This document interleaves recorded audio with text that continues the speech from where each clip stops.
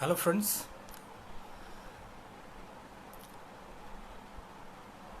आप सभी को मेरा नमस्कार।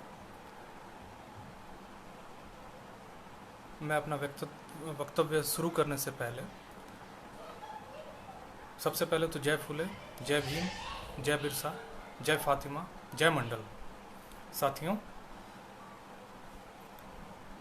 मैं आज जो बात करूंगा वो एक तरह से ओबीसी जो समाज है उसके बारे में, उसकी मुख्य जो चुनौतियां हैं उसके बारे में और उसका उसकी उसकी समस्या के निदान के बारे में बात करूंगा। जैसा कि आप जानते हैं, मैं पिछले 2 दिन पहले मैं एक चैनल के एक ऑनलाइन पोर्टल के पेज पर लाइव था। वहाँ मैंने बहुत सारी बातें कही। हो सकता है आज जो मैं कहूँगा उसमें बहुत सारी चीज़ें रेपिटिशन भी हों, लेकिन इसके बाद मैंने डिसाइड किया है कि इसके बाद मैं लगातार अलग अलग एंगल्स पे बोलूँगा ओबीसीज के ऊपर, जैसे OBC media, OBC private sector, OBC judiciary, OBC society, OBC academics, OBC and culture, OBC and legislative bureaucracy, और तमाम तरह के जो हमारे और बाकी जो एंगल्स निकलते हैं उस पर मैं बोलूँगा। लेकिन मैं आज जो अपनी बात शुरू कर रहा हूँ उसमें बेसिकली मैं बात करूँगा ओबीसी समाज के ऊपर जो चुनौतियाँ हैं उनके बारे में, और उसकी जो समस्याएं हमको दिखती हैं उनके बारे में। सबसे पहले तो मैं अपनी बात शुरू करूँगा कि जो ओबीसी के साथ जो अन्याय होता आ रहा है वो इस संविधान के बनने से लेकर है। जो संविधान की प्रारूप समिति थी उसके जो महत्वपूर्ण 20 लोग थे उसमें 11 ब्राह्मण थे, 2 अमिल थे, 2 मुसलमान थे, 1 राजपूत थे, 1 कायस्थ थे, एक अनुसूचित जनजाति से थे, एक अनुसूचित जाति से थे जो स्वयं अम्बेडकर थे, बाबा साहब भीमराव अम्बेडकर थे। तो आप इस बात को समझिए कि उसमें कोई ओबीसी नहीं था। जो जो संविधान की प्रारूप समिति थी उसमें कोई ओबीसी नहीं था। ये बहुत ही दुखद बात है। उसमें बहुत सारी बातें हुई हैं, उसमें बहुत सारे माने तर्क वितर्क हुए, लेकिन ओबीसी का पक्ष रखने वाला उसमें कोई नहीं था। 2-3 मेंबर्स तो ऐसे थे जिनका मैं नाम नहीं लेना चाहता हूँ। उन्होंने बहुत सारी बातें कहीं जो इनफैक्ट ओबीसी समाज के लोगों के लिए एक तरह से जातिवादी अपशब्द थे। उन्होंने कहा कि हमारे एक बहुत बड़े विचारक ने कहा कि ओबीसी के लोग, तेली जाति के लोग क्या वहाँ जाके क्या करेंगे, संसद में क्या करेंगे, नौकरियों में क्या करेंगे। उनका ये कहना था। बेसिकली मैं एक लेख की तरफ आपको ले जाना चाहूँगा। एक लेख है जो 1990 में लिखा गया। 1990 में खुशवंत सिंह ने लिखा। खुशवंत सिंह अंग्रेजी के एक लेखक थे। उन्होंने बहुत सारी चीज़ें अंग्रेजी में लिखी हैं, बाद में उसका अनुवाद हुआ है हिंदी में। लेकिन खुशवंत सिंह ने जो लेख लिखा वो बहुत ही महत्वपूर्ण लेख है। उसका अंग्रेजी का हिस्सा मैंने अभी इसी लाइव वीडियो वाले कमेंट बॉक्स में भेज दिया है। आप लोग अगर इसको पढ़ना चाहें तो पढ़ सकते हैं, अगर ना भी मिले तो मैं दोबारा भेज दूंगा। लेकिन वो एक बहुत ही महत्वपूर्ण एस्से है जो एक अखबार में लिखा गया था और 1990 में लिखा गया था, जिस पे बहुत चर्चा हुई। ब्राह्मण पावर उसका टाइटल है। लिखा था खुशवंत सिंह, जो खुद ओबीसी नहीं थे, वो खुद अपर कास्ट से आते हैं। और उनके पिताजी, अगर आप लोगों ने दिल्ली कभी घूमा होगा तो आप जानते होंगे कनॉट प्लेस का जो चारों तरफ का इलाका है, वो जो इलाका है उसको डेवलप किया था सर शोभा सिंह ने। और अंग्रेज़ों ने खुश होके, वो पेशे से इंजीनियर थे, उनको खुश होके उनको सर की उपाधि दी थी। उनके बेटे थे खुशवंत सिंह और बहुत ही संपन्न परिवार के थे, उच्च जाति के थे। उन्होंने ये ऐसे लिखा था और उसमें बताया था कि 70% करीब करीब जो ब्राह्मण, उन्होंने 90 में कहा कि जो ब्राह्मण जाति के लोग भारत में 3-3.5% हैं, 3.5% हैं, उनका जो नौकरियां हैं, जो तमाम तरह के हमारे सत्ता के जो महत्वपूर्ण, एक तरह से कहा जाए सत्ता के महत्वपूर्ण जो अवयव हैं उन पे उनका कब्जा है और वो दूसरों के लिए कोई जगह नहीं। बनाते हैं, बेसिकली बनने भी नहीं देते, वो स्ट्रक्चर पे कब्जा कर रखा है उन्होंने। उन्होंने ये लेख लिखा जिसको मैं हिंदी में आपको पढ़ना चाहूँगा आपके लिए। अ,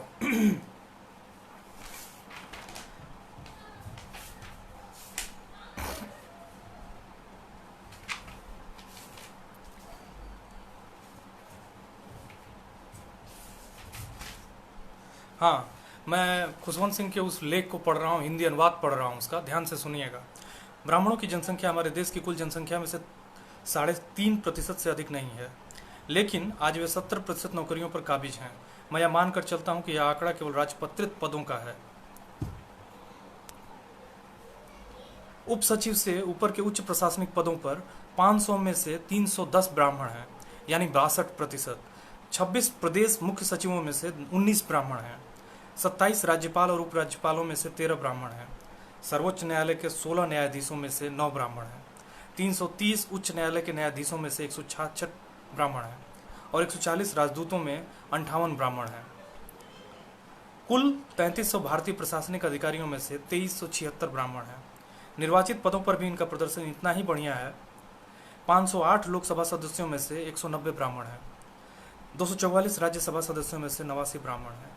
ये आंकड़े साफ तौर पर सिद्ध करते हैं कि भारत के 3.5% ब्राह्मण समुदाय का देश में उपलब्ध बढ़िया नौकरियों पर, बेहतरीन नौकरियों पर कब्जा है। ऐसा कैसे हो गया ये मुझे नहीं मालूम, लेकिन मेरे लिए यह विश्वास करना मुश्किल है कि यह सब ब्राह्मणों ने अपने टैलेंट से, मतलब अपने कुशाग्र बुद्धि से, अपनी मेरिट से लिया है। अनकोट। ये कोट था खुशवंत सिंह के लेख ब्राह्मण पावर, जो 1990 में लिखा गया था, शायद इंडियन एक्सप्रेस के लिए लिखा गया था। उसका हिस्सा मैंने पढ़ा। अब इससे आप समझिए, मैं इतना डेटा बताते बताते मैं खुद बहुत ही गिल्टी फील करता हूँ।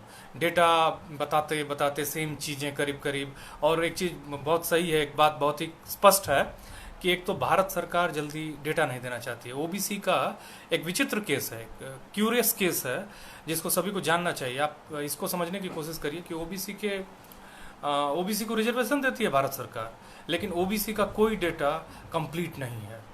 जैसे मैं आपको बताऊं, सामाजिक न्याय मंत्रालय जो है भारत सरकार का, वो बहुत सारी चीज़ें करना चाहता है ओबीसी के लोगों के लिए, लेकिन उनके पास कोई डेटा नहीं है। और जब डेटा नहीं है तो आप उनको बैंक में लोन नहीं दे सकते हैं, उनको छोटी इंडस्ट्री चलाने के लिए उनको सहयोग नहीं कर सकते हैं। और ये विचित्र है, कोर्ट भी कमी नहीं मांगता है, या मांगता भी है तो बस मांगने के लिए मांगता है। और बहुत सारे निर्णय आ रहे हैं, ये भारत में ही हो सकता है केवल, क्योंकि दुनिया के दूसरे देशों में हर मार्जिनैलिटी का डेटा है। इस बात से आप समझ सकते हैं कि भारत किस तरह से और कितना पीछे है, कितना खराब मामला है। मैं आपको बताऊं कि बेसिकली मैं एक बार फिर कोट करता हूं, जो भारत सरकार के 37 उच्च न्यायाधीश हुए हैं अभी तक, उसमें एक ओबीसी, एक दलित, बाकी सभी। उसमें बताते हैं लोग कि जो जानकार हैं कि 50% तो ब्राह्मण हैं, बाकी जो हैं सभी अपर कास्ट हैं। इस तरह से तो न्याय अब बहुत मुश्किल है, क्योंकि 212 2014 से पहले का डेटा है। 212 जो हमारे सर्वोच्च न्यायालय में, इंक्लूडिंग चीफ जस्टिस, जो न्यायाधीश हुए हैं, जो जजेस हुए हैं, वो 5 ओबीसी हैं, उसमें 5 Dalit, including 1 chief justice and 1 chief justice, 1 Dalit chief justice. कोई आदिवासी नहीं हुआ है अभी तक। ये बहुत ही शर्मनाक है। मुसलमानों को इन लोगों ने रिप्रेजेंटेशन दिया है, खास करके कांग्रेस की सरकार ने। उनके न्यायाधीश कुछ ज़्यादा हुए हैं, उसमें भी ज़्यादातर अपर कास्ट मुस्लिम रहे हैं, और बहुत ज़्यादा नहीं है उनका भी आंकड़ा, वही 12 या 15 के आसपास है। तो लेकिन फिर भी ओबीसी और दलितों से ज़्यादा है। और लेकिन वो जो लोग हैं वो अपर कास्ट ज़्यादातर मुस्लिम हैं। इस बात को समझना होगा कि ये कैसी जुडिशरी है, और हर मामला वहीं आके अटकता है। आपको ध्यान होगा, बहुत सारे लोगों को ये नहीं मालूम होगा कि 2007 में केंद्रीय संस्थानों में ओबीसी का रिजर्वेशन लगा। शायद 3 जनवरी 2007 को ओबीसी का रिजर्वेशन केंद्रीय संस्थानों में लगा। मेरे डेट थोड़ा इधर उधर हो सकते हैं, डेटा 1-8% इधर उधर हो सकता है, क्योंकि अब मैं बहुत ये मुश्किल रहता है इन सब चीज़ों को याद करके रखना, क्योंकि ये भारत सरकार ही बहुत कई बार मतलब बहुत ही अजीबोगरीब आंकड़े पेश करती है। बहरहाल मैं आपको बताऊं कि 33 मैं बेसिकली मैं मैं बोल रहा था कि जो हमारे जस्टिस हैं वो बेसिकली मैंने बताया कि 212 में से 5 ओबीसी 5 दलित हैं और बाकी 12-15 मुसलमान हैं और उसके बाद सभी सवर्ण थे। तो आप इस बात को समझिए कि ये कहाँ तक मतलब अ, न्याय संगत है, कहाँ तक। हाँ, मैं ओबीसी रिजर्वेशन की बात कर रहा था। 2007 में जब ओबीसी रिजर्वेशन लगा 3 जनवरी 2007 को, केंद्रीय संस्थानों में रिजर्वेशन नहीं था ओबीसी का रिजर्वेशन। ये ध्यान दीजिएगा, जो 93 में लगा, हालांकि लागू तो किया था उसको बीपी सिंह ने 7 अगस्त 1990 को, नोटिफिकेशन भी हो गया, लेकिन वो फाइनली कोर्ट में गया, कोर्ट में चलता रहा और 10 सितंबर 1993 को लागू हुआ। तो ये आप समझिए कि राज्यों में मिल रहा था 93 से लेकर 2000 मैंने 7 तक, 2007 तक हमको केंद्रीय विश्वविद्यालयों में रिजर्वेशन नहीं मिलता था। इस बात को आप समझिए। और ये रिजर्वेशन का केवल मामला नहीं है, रिप्रेजेंटेशन का मामला है, या आपके हक का मामला है, क्योंकि आप सभी के टैक्स के पैसे से सारे भारत के संस्थान बने हुए हैं। आप बहुत सारे टैक्स देते हैं, हम सभी टैक्स देते हैं जो भी समाज में देश में रह रहा है। अब इस बात को समझिए कि 2007 में जब रिजर्वेशन लगा तो वो भी कोर्ट में चला गया, बहुत सारी याचिकाएं दायर की गई उस रिजर्वेशन के खिलाफ। और उसमें आपके एक प्रदेश के मुख्यमंत्री जो अभी बहुत ही प्रोग्रेसिव अपने को कहते हैं, क्लेम करते हैं, उनका बहुत बड़ा अहम रोल था। मैं नाम ले रहा हूँ दिल्ली सरकार के अरविंद केजरीवाल का। उन्होंने एक संस्था बनाई इंडिया, जिसमें उन्होंने यूथ फॉर इक्वालिटी, उन्होंने कहा कि सारे यूथ बराबर हैं और रिजर्वेशन नहीं होना चाहिए। बहरहाल अप्रैल 2008 में, शायद 10 अप्रैल 2008 को कोर्ट ने कहा, 5 जजों की बेंच ने कहा कि नहीं, ये ठीक है क्रीमी लेयर का, क्योंकि वो जानते हैं कि जो भी भारत सरकार के पास थोड़े मोड़े आंकड़े हैं उसमें ओबीसी का जो रिप्रेजेंटेशन है बहुत ही ख़राब है। तो 10 अप्रैल 2008 को केंद्रीय संस्थानों में, मतलब सेंट्रल यूनिवर्सिटीज़ में और बहुत सारे संस्थानों में ओबीसी का रिजर्वेशन लगा। अब इस बात को समझिए कि उसके बाद भी जो प्रीमियर इंस्टीट्यूशंस हैं भारत सरकार के, उसमें अभी भी रिजर्वेशन नहीं है। आईआईएम्स जो बहुत सारा अपना फंडिंग भारत सरकार से लेते हैं, वो ओबीसी का रिजर्वेशन नहीं लगाते हैं। वो बहुत इफेक्टिवली मैंने वो उनके जो आपकी प्रीमियर इंस्टीट्यूट्स हैं, जैसे बार्क है, Bhabha institute, atomic research institute, वो उसमें रिजर्वेशन नहीं है। जो प्रीमियर इंस्टीट्यूट हैं उसमें अभी भी रिजर्वेशन नहीं है। तो आप इस बात को समझिए कि ये बहुत ही विचित्र स्थिति है। और अब मैं बात शुरू करता हूँ, जब मैं बार बार इस बात को समझाने की कोशिश करता हूँ कि हमारे लोग अभी योगेंद्र यादव साहब ने कोई लाइव वीडियो किया था जिसमें बताया कि ओबीसी की आबादी 45% है, और उसको उन्होंने कोट किया कि नेशनल सैंपल सर्वे के आधार पर वो कह रहे हैं कि 45% ओबीसी हैं और 30% अपर कास्ट के लोग हैं, जिसमें 21% हिंदू ओबीसी हैं और 9% मुसलमान और क्रिश्चियन और ये अपर कास्ट हैं। लेकिन सबसे बड़ी बात है कि जब मंडल कमीशन ने ओबीसी की संख्या तय की थी, और उसका जो मंडल कमीशन था उसका जो आधार था वो था 1931 का जातिगत जनगणना, और वो जो जनगणना थी उसमें ओबीसी की आबादी 52% थी। तो इस बात के खिलाफ मेरा एक तर्क है कि जो भारत में फर्टिलिटी रेट है, उस समय थी जो 1931 में जो फर्टिलिटी रेट थी वो 2.83 थी ओबीसी की, 2.78 थी अपर कास्ट की, और 3.06 थी 3.01 थी दलित समुदाय की, 3.06 थी शेड्यूल ट्राइब की। अब इस बात को समझिए आप कि जब फर्टिलिटी रेट ओबीसी की ज़्यादा है तो ओबीसी की आबादी अपर कास्ट से कैसे कम होगी, पहली बात। दूसरा मेरा तर्क ये है कि जो अपर कास्ट आबादी है उसके ज़्यादातर लोग उन्होंने परिवार नियोजन के महत्व को समझा है। एक तो उनमें वैसे भी उनकी तरफ से ही खास करके अपने मैंने उनका सेल्फ एक तरह का रेगुलेशन है, वो अपनी फर्टिलिटी, अपनी फैमिली की पॉपुलेशन को एक तरह से बहुत ही बैलेंस रखते हैं। वो हम दो हमारे दो के प्रिंसिपल को बहुत फॉलो कर रहे हैं, क्योंकि उनकी ज़्यादातर फैमिलीज़ जो हैं वो हायर एजुकेशन, मैंने कम से कम ग्रेजुएट हैं, नहीं तो कम से कम शिक्षित हैं। तो इस चीज़ के महत्व को समझते हैं कि अगर परिवार में ज़्यादा लोग होंगे और उनकी आबादी मैंने परिवार की आबादी मतलब संसाधनों के हिसाब से ज़्यादा होगी तो दिक्कत तो होगी ही। तो वो इस तर्क के हिसाब से उनकी आबादी मुझे नहीं लगता है कि बड़ी है, क्योंकि वही एक तबका है जिसने पूरी आबादी को बहुत ही बेहतर ढंग से कंट्रोल किया है। उसके बाद ओबीसीज अभी भी उनके गांव में आप जाइए, उनको परिवार नियोजन, उनके परिवार के परिवार के नियंत्रण पे कोई उनका काम नहीं है।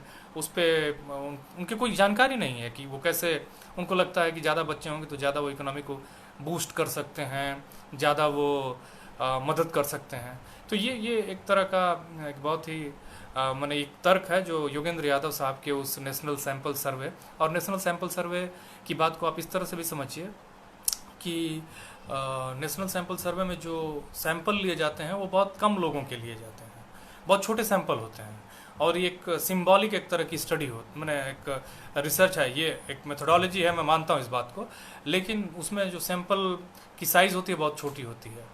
तो मैं इस बात से कन्विंस नहीं हूँ व्यक्तिगत तौर पे कि ये आबादी कम हुई है, क्योंकि मैं मानता हूँ, मुझे तो लगता है कि मैं ये नहीं कहता हूँ कि 60% हो गई है, लेकिन मैं 55% से कम तो कभी नहीं मानता हूँ कि ओबीसी की आबादी इस देश में है।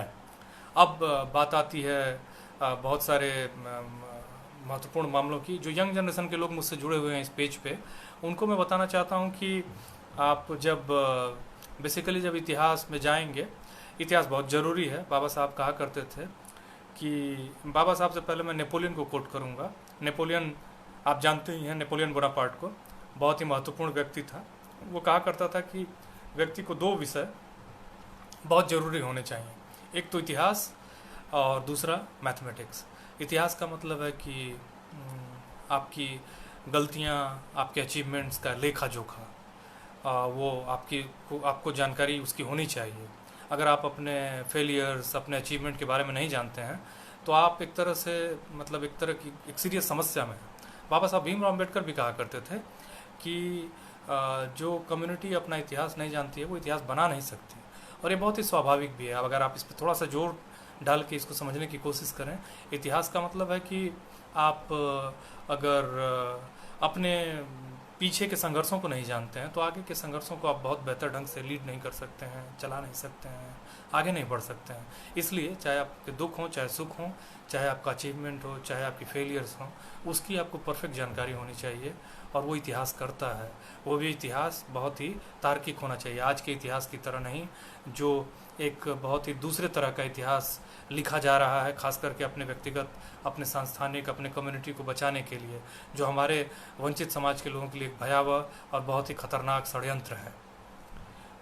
हिस्ट्रियोग्राफी एक बहुत ही टी.एस. एलियट बहुत बड़ा पोएट था, और वो कहा करता था कि history can be freedom, history can be servitude. मतलब हिस्ट्री हमको स्वतंत्रता दिला सकती है, हिस्ट्री हमको दास्ता भी, गुलाम भी बना सकती है।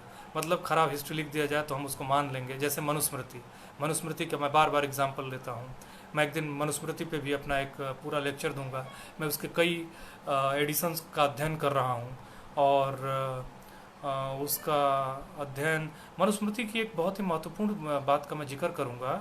और जब मैं पढ़ रहा था तो मुझे बहुत ही ख़राब लगा कि एक तो मनुस्मृति के कुछ मैंने खुद के इतिहास का कोई पता नहीं है कि वो कब लिखी गई। बहुत लोग कहते हैं इंटरपोलेशन है, बाद में बहुत सारी चीज़ों को जोड़ दिया गया है। अब मनुस्मृति में आपको मालूम है, आपका तार्किक दिमाग इस तथ्य को लेने से मना कर देगा या इससे इनकार कर देगा कि मनुस्मृति कहती थी कि ब्राह्मणों के लिए ब्याज की दर जो थी वो 2% थी, शूद्रों के लिए मैंने सबसे ज़्यादा थी, वैश्यों के लिए उसके बाद कम थी, सबसे कम ब्राह्मणों को थी, फिर उसके बाद सबसे कम क्षत्रियों को थी, फिर वैश्यों को थी, और सबसे ज़्यादा शूद्रों को थी। और मैंने एक विचित्र सिस्टम बनाया गया था जिसका विरोध करने वाला कोई नहीं था।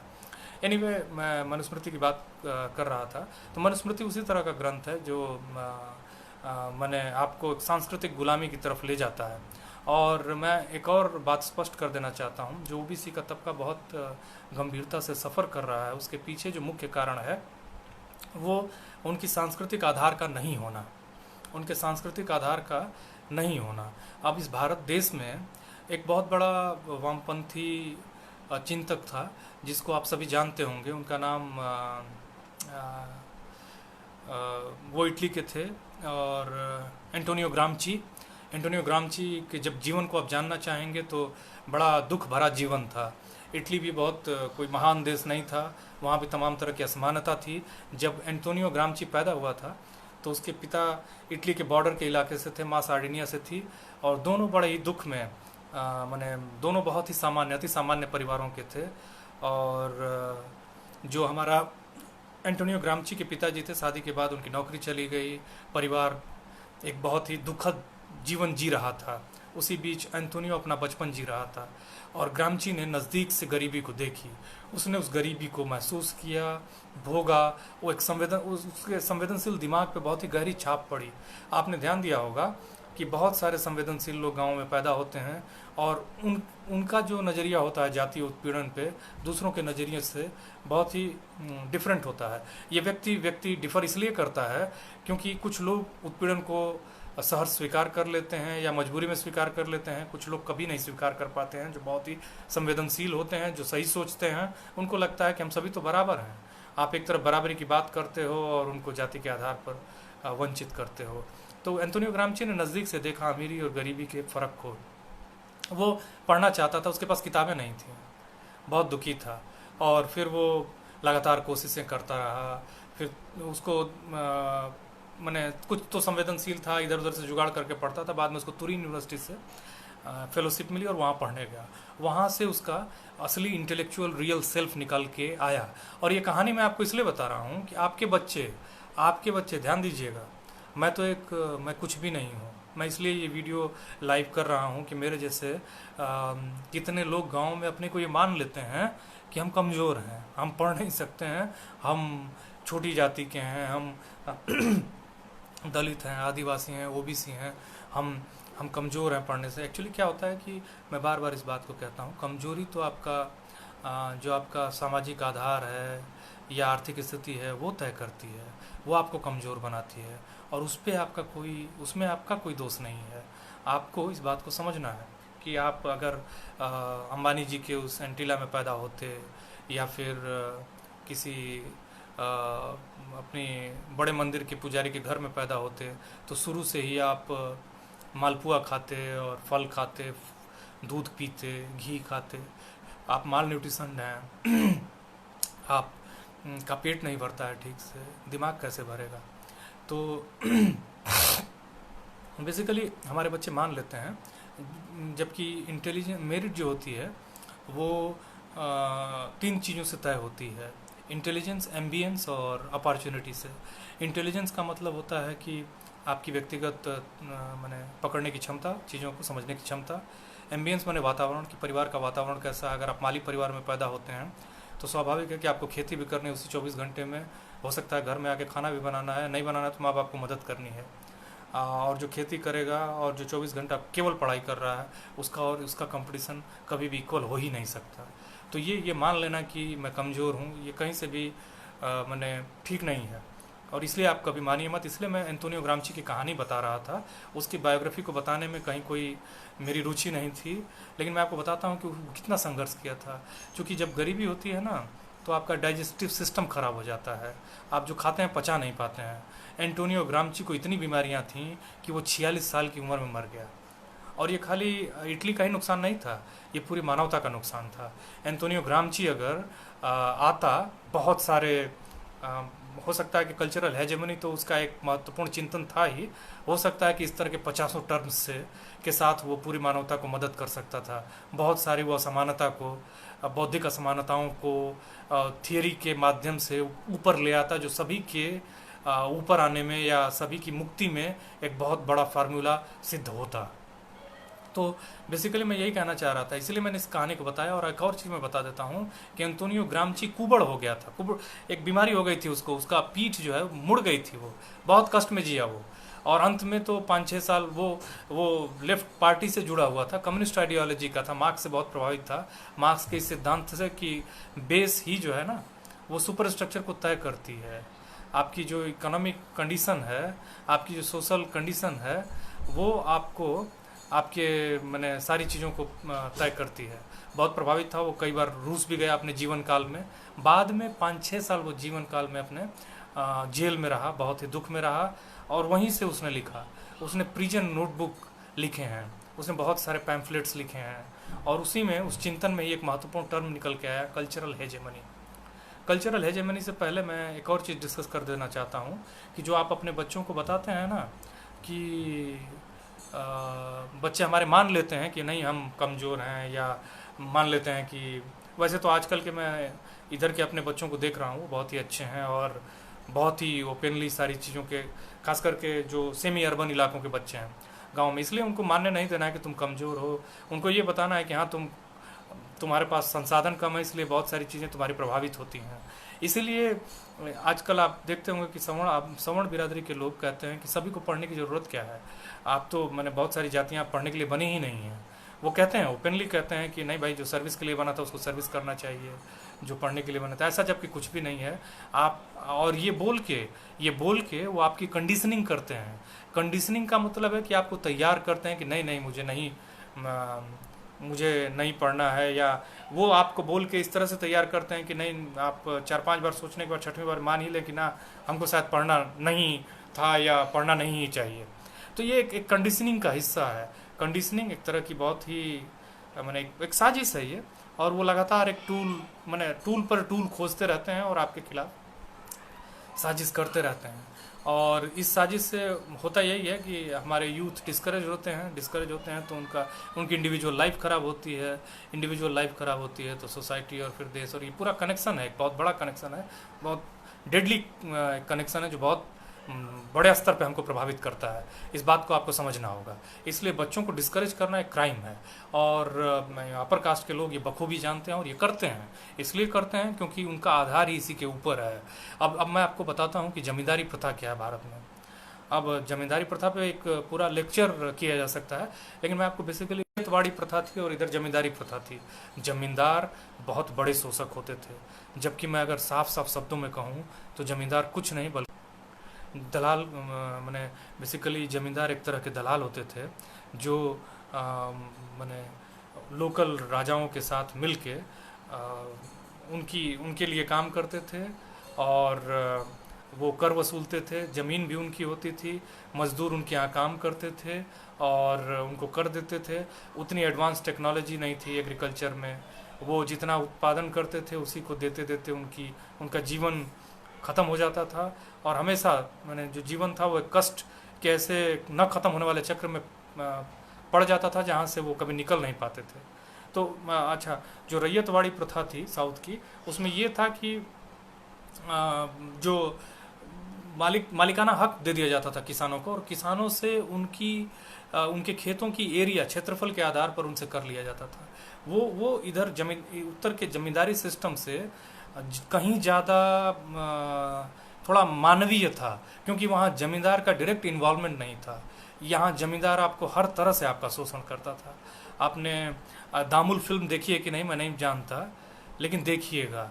दामुल एक फिल्म है जो भारत में प्रकाश झा ने बनाई है, बिहार के प्रकाश झा ने बनाई है, बिहार के ही हैं और बिहार में ही वो फिल्म बेस्ड है। दामुल जरूर देखिएगा आप इस समय लॉकडाउन का समय है, रामायण मत देखिएगा, महाभारत मत देखिएगा, लेकिन दामुल जरूर देखिएगा।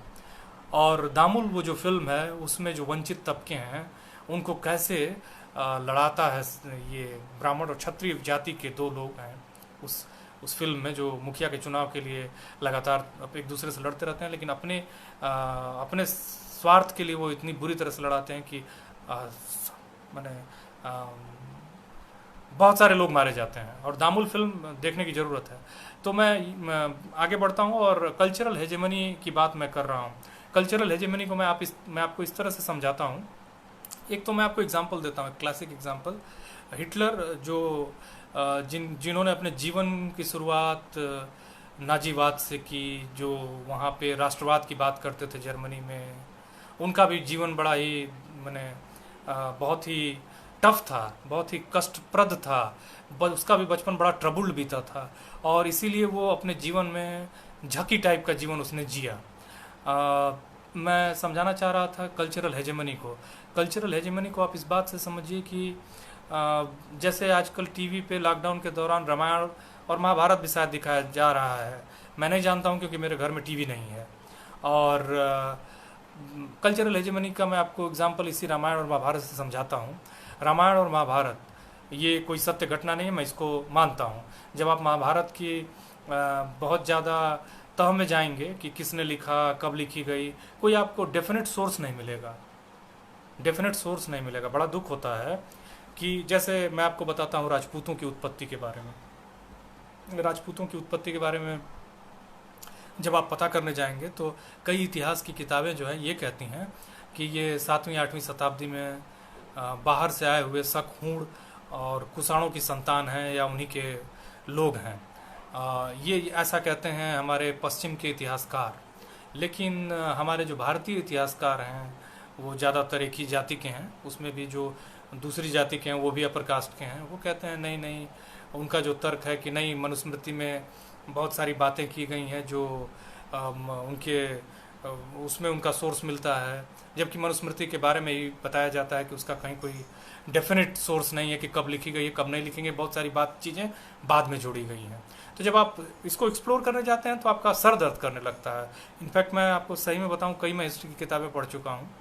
बहुत दुख होता है। लेफ्ट वाले भी वैसे ही हैं, इसलिए वैसे ही हैं क्योंकि वो थोड़े ईमानदार हैं, लेकिन अब उसमें भी बहुत सारे इश्यूज हैं। जैसे मैं आपको एग्जांपल दूं, एग्जांपल देता हूं मैं जवाहरलाल नेहरू यूनिवर्सिटी का। आपको दूर, चूंकि ये पेज महाराष्ट्र का है, मैं महाराष्ट्र के लोगों से शायद ज़्यादा इंटरेक्ट कर रहा हूँगा। आप दूर औरंगाबाद मराठवाड़ा में रहते हैं, आपको जेएनयू के बारे में कम मालूम है। मैं आपको बताता हूँ कि जेएनयू, जिसे लोग कहते थे कि ये लेफ्ट बेसन है, लेफ्ट बेसन है, मैंने वामपंथियों का एक मतलब अड्डा है। मैं आपको बताऊं कि वामपंथी चिंतक जब तक जेएनयू में रहे हैं, या अभी तक, ये अभी का आंकड़ा है, 2 साल पहले का आंकड़ा मैं दे रहा हूँ आपको। इधर बीच कुछ अपॉइंटमेंट किए हैं इस कुलपति ने। जेएनयू जवाहरलाल नेहरू यूनिवर्सिटी में दलित फैकल्टी 3.29% हैं, आदिवासी 1.44% हैं, ओबीसी का तो कोई पता ही नहीं, कोई आंकड़ा ही नहीं है, शायद 1% से भी कम है। अब आप सोचिए, ये दलित, ये वामपंथी, ये प्रगतिशील लोग हैं जो मार्क्स की आइडियोलॉजी को प्रैक्टिस करते थे, जो मार्क्स के झंडे तले अपने काले कारनामे करते रहे हैं। ये कहते हैं, ये मेरिट का तर्क देते हैं, जबकि इन्होंने जवाहरलाल नेहरू यूनिवर्सिटी में ही रह के कोई नोबेल नहीं जीता है, कोई एशिया के लेवल का ही कोई बहुत बड़ा पुरस्कार नहीं जीता है। ये मेरिट की बातें करते हैं जब, और ये दक्षिणपंथियों से भी खतरनाक हैं। इसलिए खतरनाक है क्योंकि ये इनका जो नेटवर्क है, वहाँ आपके लिए कोई बचने का तरीका नहीं है। आपका गला पकड़ते हैं, मरोड़ देते हैं, मरोड़ के तोड़ देते हैं और ख़त्म हो जाता है। तो इसलिए मैं आपको एग्जांपल देने लगा जेएनयू का। बहरहाल मैं वापस आता हूँ कल्चरल हेजेमनी की तरफ। अब ध्यान दीजिएगा, महाभारत और रामायण का कोई डेफिनेट सोर्स नहीं है, एक काल्पनिक ये साहित्यिक कृति है। साहित्यिक कृति है, ध्यान दीजिएगा, साहित्यिक कृति है। उसको वाल्मीकि ने लिखा था रामायण को, बाद में तुलसीदास ने भी लिखा, और इसके माने ए.के. रामानुजन जो तमिलनाडु के एक बहुत बड़े भाषा वैज्ञानिक और कवि रहे हैं, उन्होंने 300 रामायण की बात की है। और मैं व्यक्तिगत तौर पे भी, मैंने कृतिभास ने बांग्ला में रामायण लिखा, कम्बन ने तमिल में लिखा, और हर किसी का वर्जन अलग है। इंडोनेशिया, कंबोडिया का रामायण अलग है। और इस बात को आप समझिए कि वो एक साहित्यिक कृति थी। मैं तो उसको सही नहीं मानता हूँ, जिनको मानना है वो माने। लेकिन अब आपको हिटलर कहा करता था कि एक झूठ को 100 बार बोलिए, वो अंत में सच मान लिया जाएगा। ये क्लासिक एग्जांपल है कंडीशनिंग का। ये क्लासिक एग्जांपल है कंडीशनिंग का। आपको 100 बार कहा जाए कि आप कमज़ोर हैं, आप मान लेंगे कि कमज़ोर हैं। आपको बार बार एक ही चीज़ को आपके दिमाग पे हिट की जाए, आप उसको फाइनली एक्सेप्ट कर लेते हैं। कल्चरल हेजेमनी जो होती है बेसिकली, वो क्या है कि एक टूल के रूप में काम करती है। जैसे कि आपको बता दिया जाता है कि भाई ये श्रेष्ठ कल्चर है, हमारा जो कल्चर है वो श्रेष्ठ कल्चर है, तुम्हारा जो है वो इन्फीरियर कल्चर है, वो बहुत ही तुच्छ है। जैसे मैं आपको एक एग्जांपल देता हूँ अफ्रीका का। अफ्रीका में ज़्यादातर जो कॉलोनीज थी वो फ्रेंच कॉलोनीज थी। समुद्र उसमें कहा जाता है कि जब ये अंग्रेज लोग गए वहाँ पे, अंग्रेज और फ्रेंच लोग गए वहाँ पे, तो इनके हाथ में बाइबल था। और उस बाइबल पे इन्होंने उन अफ्रीका के देशों को जीत लिया। बाइबल के आधार पर मतलब कि ये गए और उनको बस यही बताया कि तुम्हारा कोई इतिहास नहीं है और तुम क्रिश्चियनिटी को स्वीकार कर लो, तुम क्रिश्चियन हो जाओ और क्रिश्चियनिटी को स्वीकार कर लो और तुम हमारा जो कल्चर श्रेष्ठ है उसको फॉलो करो। और जब आप कल्चर को, किसी भी एक कल्चर को फॉलो करने लगते हैं तो आप उसी भाषा में बोलते हैं, आप सब कुछ उसका फॉलो करने लगते हैं। उसके आधार पर उन्होंने, इन लोगों ने, जो उनकी कॉलोनी थी, इन लोगों ने अपनी कॉलोनी अपने उन लोगों का जिनके ऊपर अपनी कॉलोनी बनाई थी, उनकी कल्चरल मेमोरी को इरेज कर दिया, मिटा दिया। और उनकी मेमोरी के मिट जाने से वो लोग बिना इतिहास के लोग हो गए, ब्लैंक लोग हो गए, खाली लोग हो गए। और उनके दिमाग में जो ये भरना चाहते थे इन्होंने भर दिया। भर देने के बाद उनको मतलब उनको ऐसे बना दिया जो उनके ही गुलाम बन के रह गए।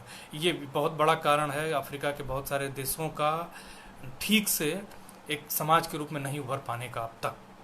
तो जो रामायण है वो क्या करती है कि वो एक श्रेष्ठता की, माने एक कुछ जाति समुदाय की बात करती है जो उसकी श्रेष्ठता की बात करती है, और उस श्रेष्ठता से वो प्रूव करते हैं कि हम श्रेष्ठ हैं और हम जो कहते हैं वही सही है। तो इसके पीछे आप इसको सिस्टमेटिक ढंग से मैं फिर कभी समझाऊंगा, लेकिन मैं आपको बेसिकली एक हल्का सा आइडिया दे रहा हूँ कि ये एक लंबा मामला है जिसके आधार पर वो लोग आपको घेरे में लेते हैं। बहरहाल मैं इस कल्चरल हेजेमनी से, मैंने that is how it works, मैंने ऐसे ही ये काम करती है, मैं ये बताना चाह रहा था। अब मैं आपको बेसिकली बताऊं कि जैसे मैंने आपको बताया ना कि भारत में सबसे मैंने दुर्भाग्यपूर्ण क्षमा करिएगा, दुर्भाग्यपूर्ण बात यह है कि जो भारत में रिजर्वेशन की बात की गई वो पिछड़ों ने शुरू किया था। जो रिजर्वेशन क्या है, हिस्सेदारी है, वो आपकी हक हुकूक का मामला है, वो आपके मैंने मराठी में बोलते हैं ना हक्काची मैटर, तो वो आपके हक का मामला है। और उसमें क्या है कि बेसिकली उसकी शुरुआत ही साहू जी महाराज ने की थी, और साहू जी महाराज और उनको मोटिवेट करने वाले व्यक्ति थे महात्मा फुले। और मुझे दुख हुआ इस बात का कि मैं पिछली बार मैं 12 मार्च 13 को मैं दिल्ली में था, 10 मार्च को मैं फरवरी में भी मैं जालना गया था, और मैं जब औरंगाबाद एयरपोर्ट पे निकला शायद 10 फरवरी को ही गया था, तो मुझे मेरे एक साथी हैं वसंत जी, वो मुझे रिसीव करने आए। फिर हम लोग साथ में खाना खाए और वहाँ बाहर फुटपाथ पे हम लोगों ने मूर्तियाँ कुछ सोची कि खरीद लेते हैं। दिखा, मुझे बड़ा आकर्षक लगा, मैं गया किनारे, वहाँ मुझे शिवाजी महाराज की मूर्ति मिली, बाबा साहब भीमराव अम्बेडकर की मिली, लेकिन सबसे आश्चर्य मुझे ये हुआ कि वहाँ महात्मा फुले की कोई मूर्ति नहीं थी। और इसके लिए महाराष्ट्र का ओबीसी समाज जिम्मेदार है।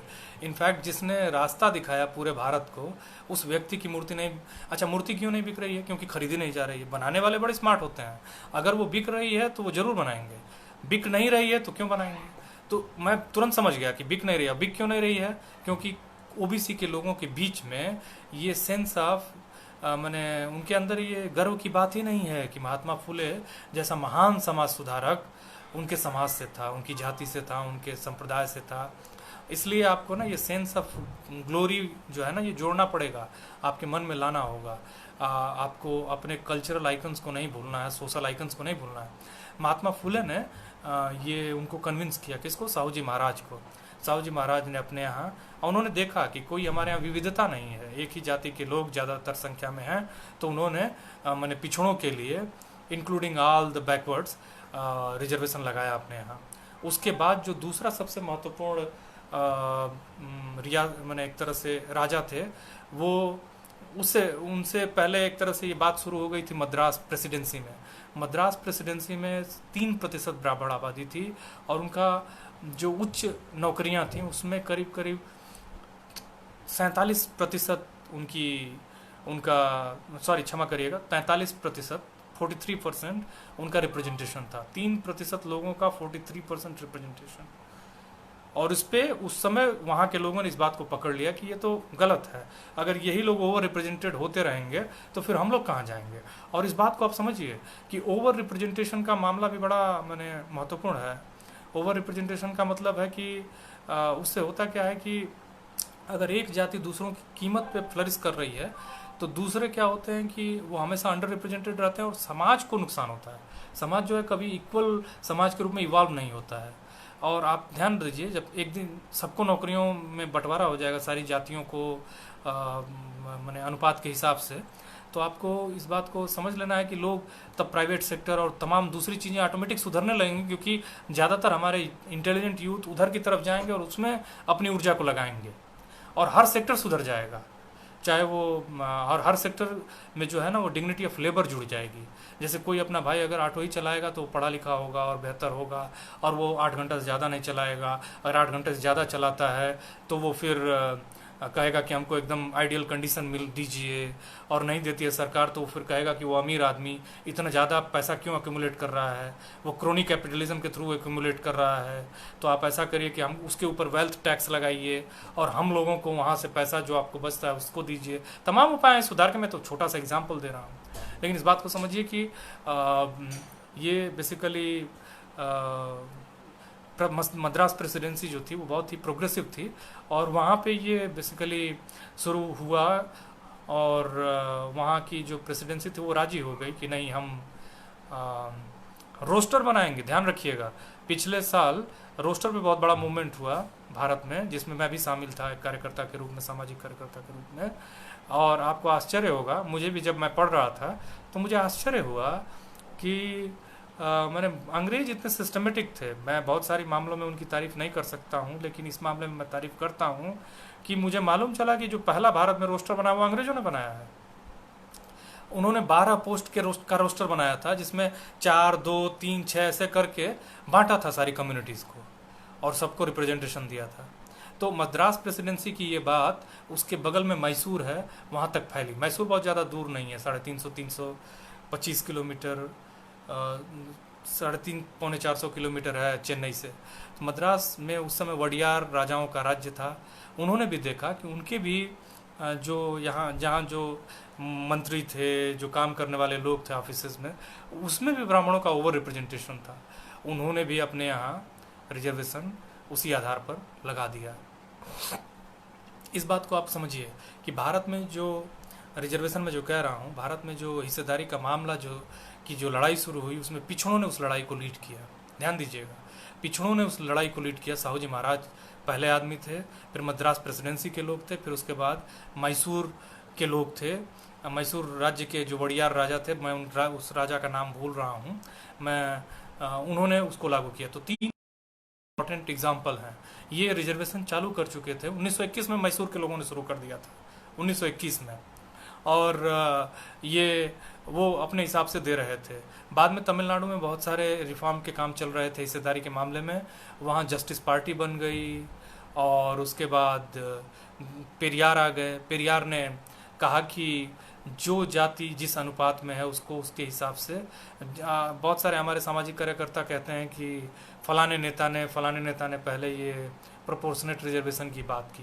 ये सब बकवास है। ये जो आइडिया था, जो ब्रेन चाइल्ड था, ये ईवी रामासामी पेरियार का था। उन्होंने कहा कि जिसकी जितनी आबादी है उसके हिसाब से उसको रिप्रेजेंटेशन मिलना चाहिए। तो जो जातिगत जनगणना के हिसाब से प्रोपोर्शनेट रिजर्वेशन के जनक थे, ये भी जान लीजिए, ईवी रामासामी पेरियार थे। पेरियार, ध्यान रखिएगा। और पेरियार एक बहुत ही धनी परिवार से आते थे, और धनी परिवार से आते थे, लेकिन उन्होंने इस अन्याय को देखा, और अन्याय को देखने के बाद उनको लगा कि ये तो बहुत ही असहनीय है, जिसको बहुत मतलब बर्दाश्त नहीं किया जा सकता है, और उन्होंने उसके खिलाफ बिगुल बजाया। उसके बाद 1947 में देश आज़ाद हुआ, सारी कहानी आप जानते हैं। और सबसे बड़ी जो बात हुई, मैं ये नहीं कहता हूँ कि किसने क्या किया, लेकिन जो प्रारूप समिति बनी भारत के संविधान की, उसमें शेड्यूल जो हमारे दलित समाज के भाई हैं उनको तो एक कास्ट की कैटेगरी में डाला गया, और आदिवासी भाइयों को भी, शेड्यूल ट्राइब्स को भी उनको डिफाइन किया गया। लेकिन ओबीसी के लोगों को प्रारूप समिति ने छोड़ दिया। उनकी कहीं कोई डेफिनेट मैंने उनको नहीं डिफाइन किए जाने से इधर 47 के बाद बहुत बड़ा संघर्ष करना पड़ा है, और उसी की वजह से ओबीसी के लोग बहुत ही, वो पूरा कम्युनिटी पूरी मतलब पूरा तबका ही परेशान रहा है, और एक बड़ी भारी मुश्किल में रहा है।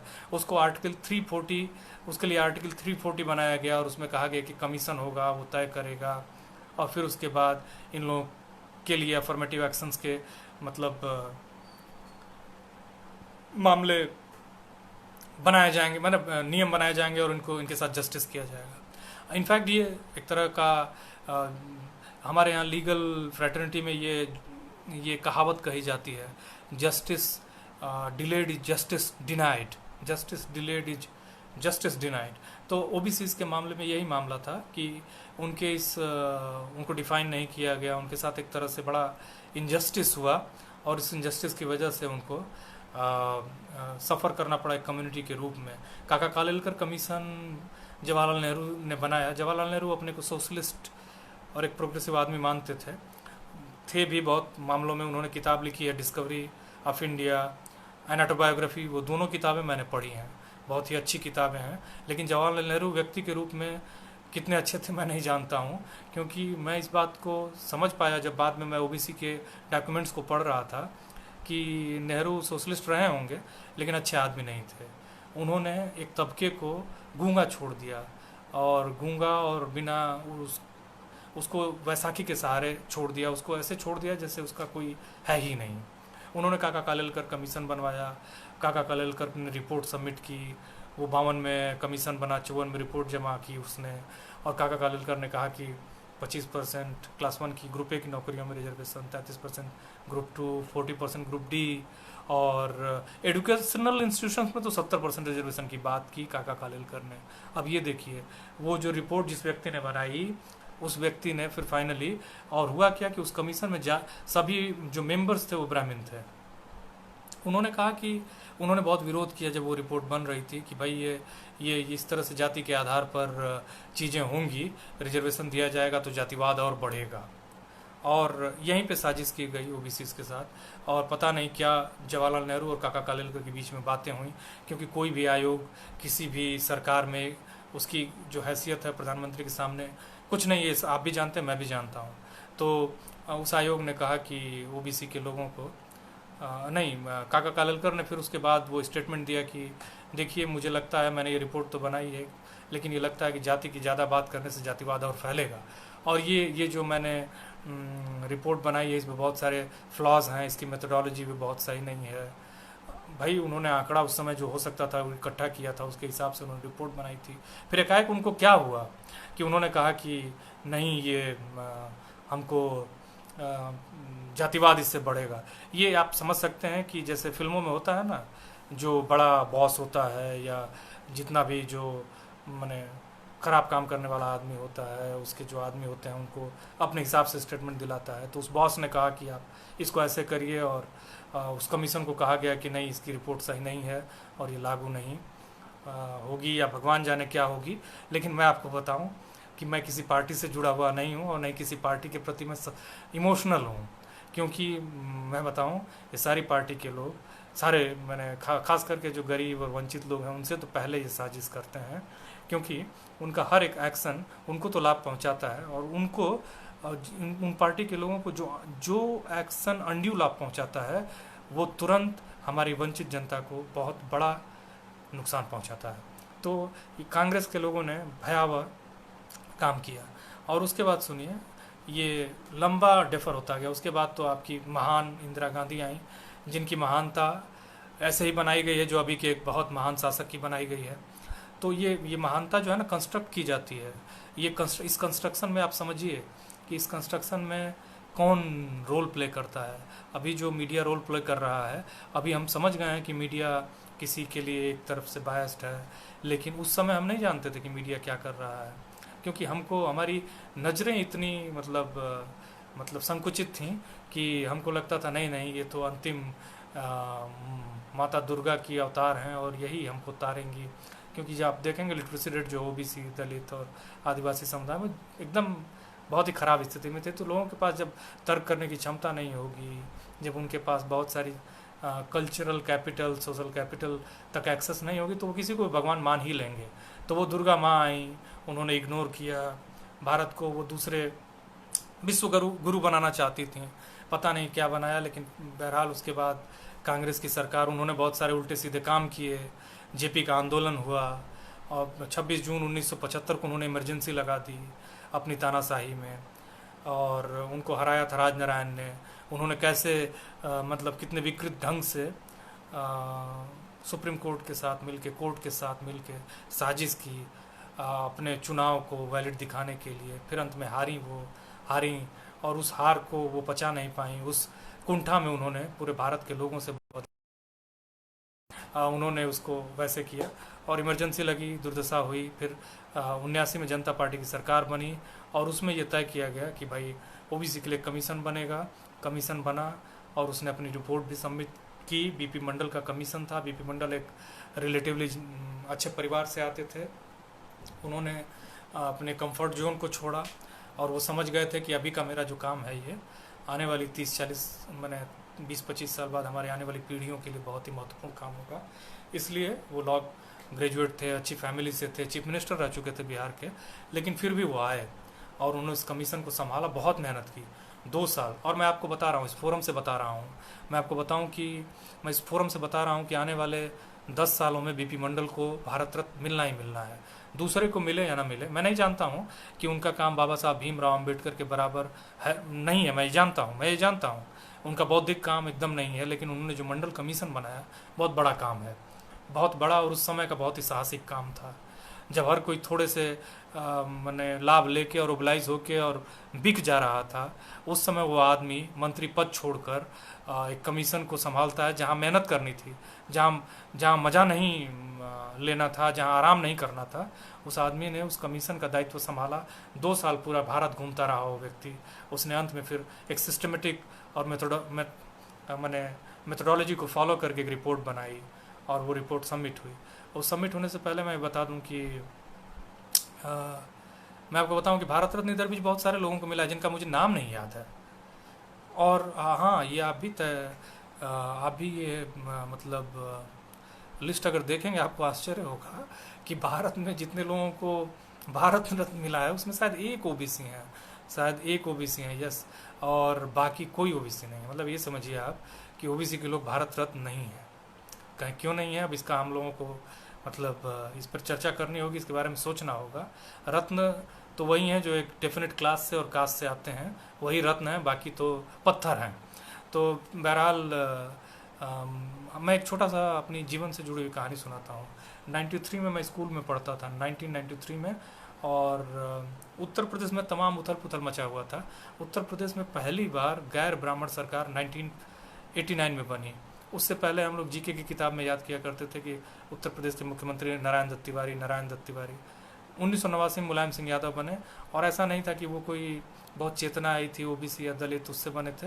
संयोग था, जेपी के मूवमेंट की वो प्रोडक्ट थे।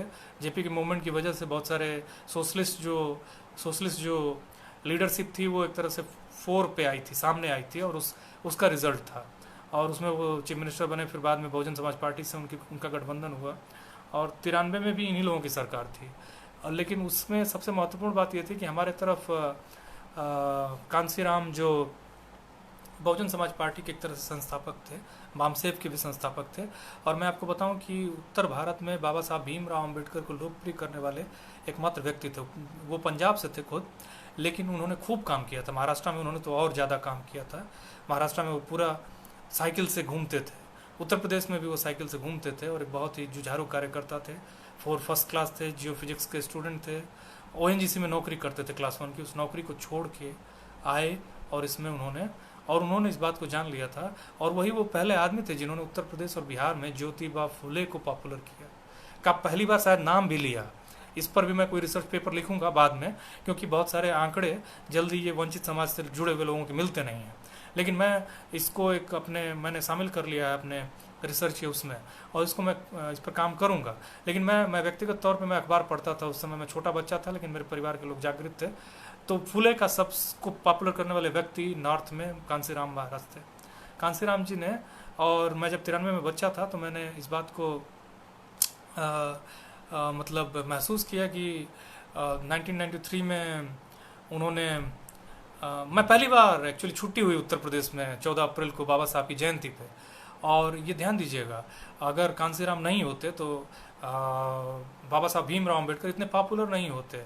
ज़्यादा पॉपुलैरिटी बाबा साहब भीमराव अम्बेडकर को उत्तर में पॉपुलर होने से मिली है।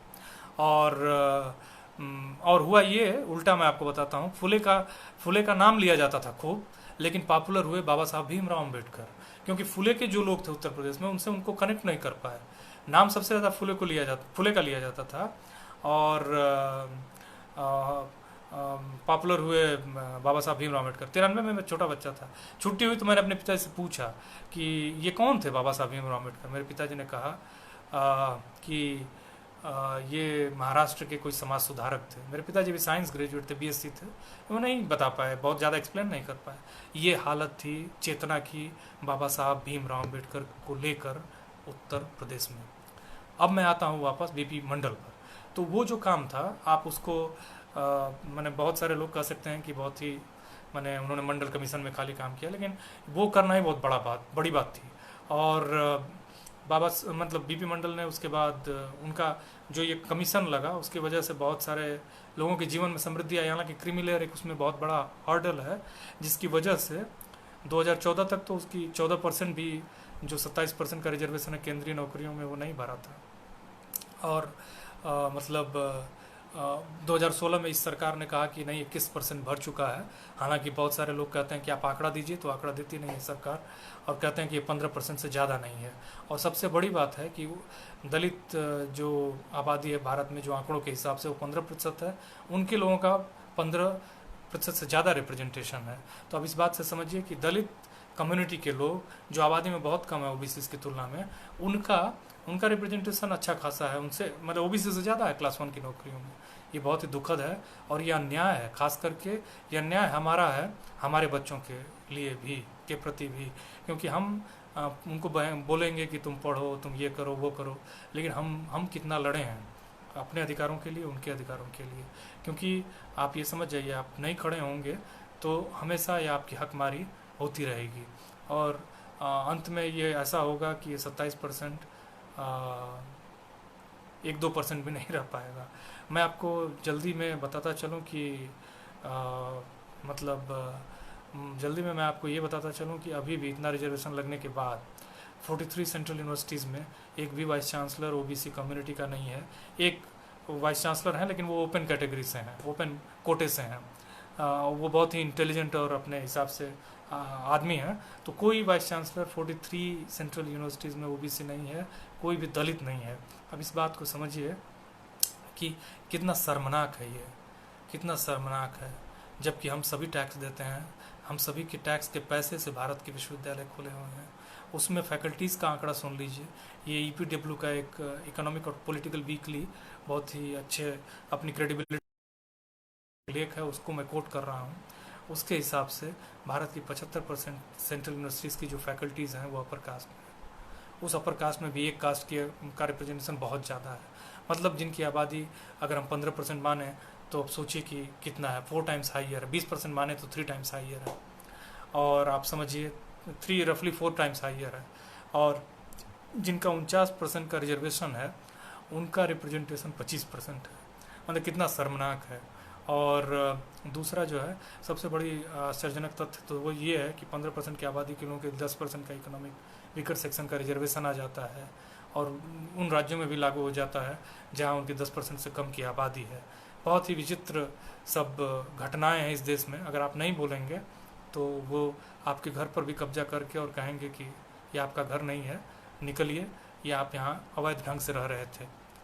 और मैं कुछ भूल रहा हूँ जो बहुत ही महत्वपूर्ण है, लेकिन मैं एक और आपको आंकड़ा देता हूँ। ये तो रही नौकरियों का, लेकिन सबसे महत्वपूर्ण बात यह है कि आप इस बात को समझिए कि हमारे जो बच्चे पढ़ रहे हैं, सबसे ज़्यादा जो ड्रॉप आउट रेट है विश्वविद्यालयों से, हायर एजुकेशन से, मतलब 12वीं के बाद जो बच्चे पढ़ते हैं, सबसे ज़्यादा वो तो दलित समाज में है, लेकिन ओबीसी समाज में बहुत ज़्यादा है।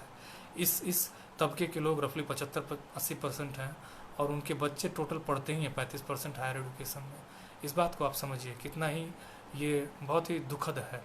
और सबसे बड़ी बात है कि आपके खिलाफ लगातार साजिश हो रही है। ये जो एलपीजी थी, ये जो हमारे नरसिम्हा राव थे, बहुत ही जातिवादी व्यक्ति थे, ब्राह्मण के मैंने आंध्र प्रदेश के ब्राह्मण थे। और आपको मैं एक और बात बता दूं इससे पहले कि मैं भूल जाऊं, अभी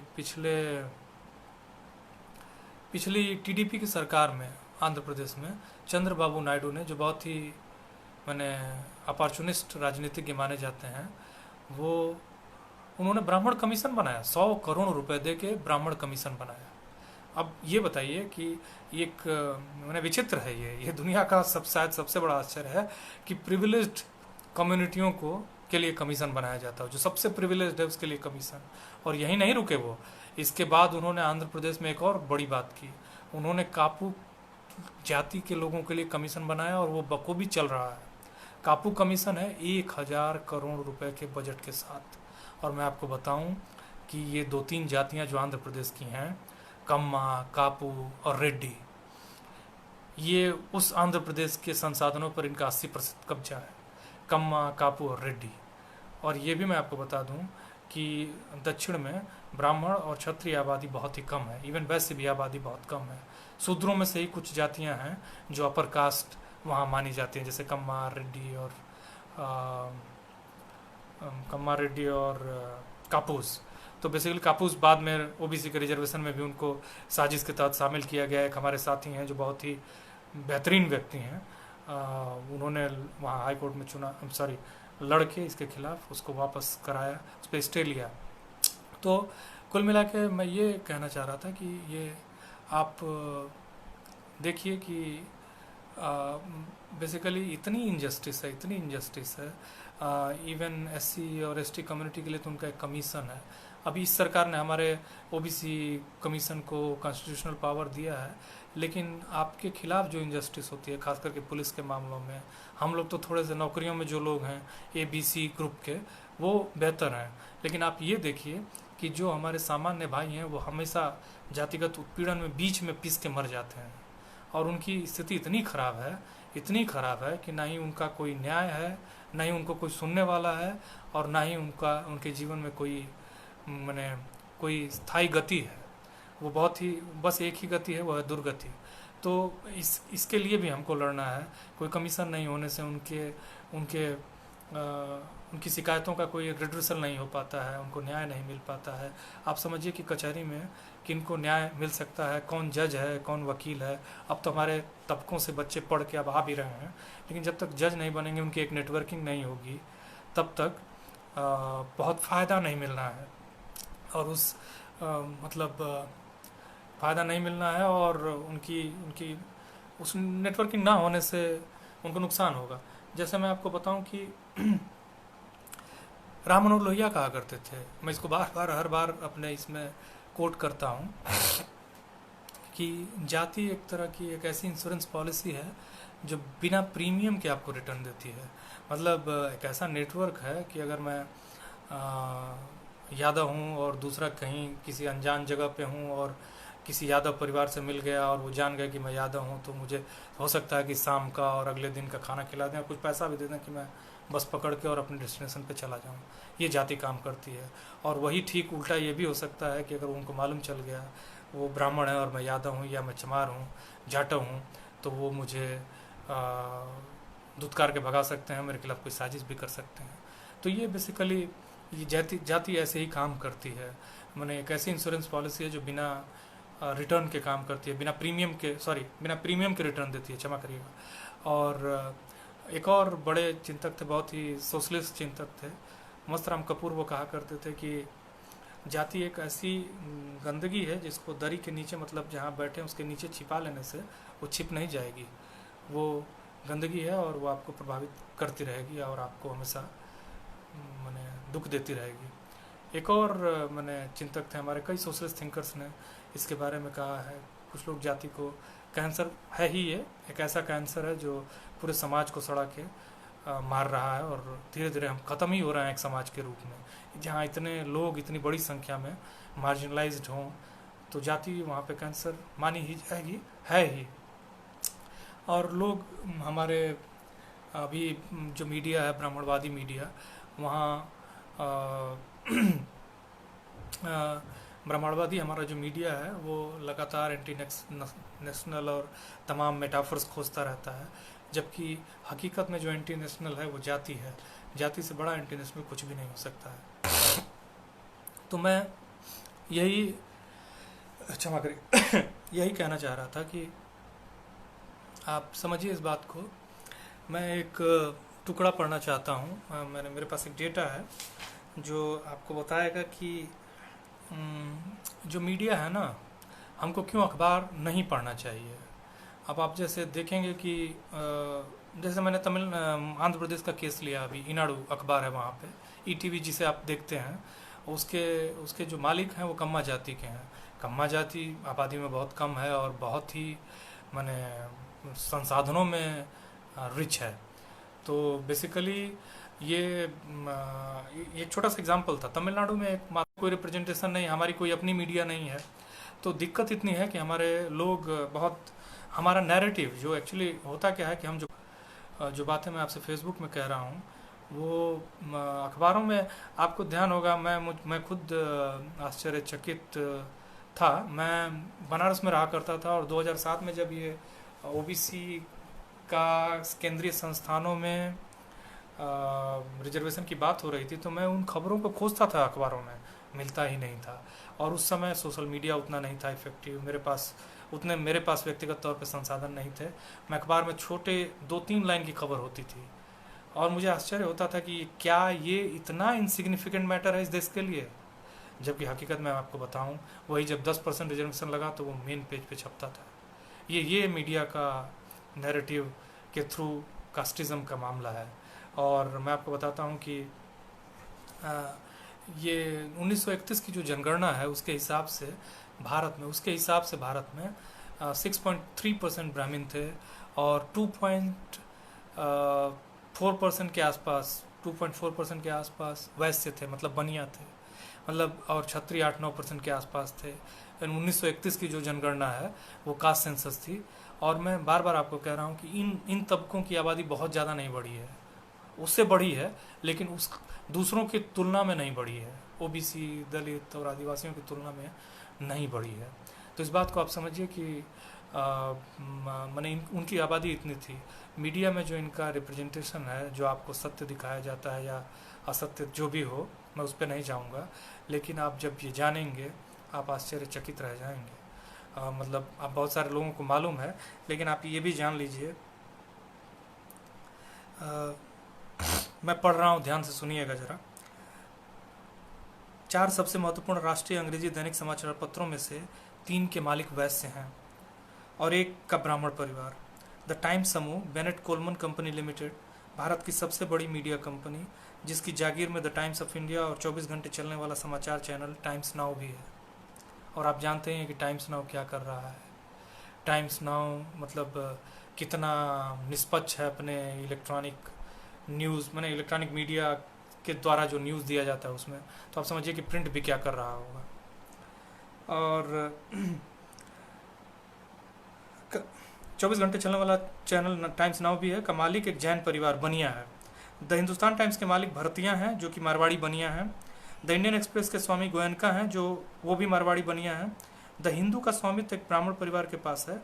भारत का सर्वाधिक बिकने वाले हिंदी समाचार पत्र दैनिक जागरण, हिंदी दैनिक, जिसका प्रसार 5.5 करोड़ है, का स्वामित्व कानपुर के गुप्ता परिवार के पास है।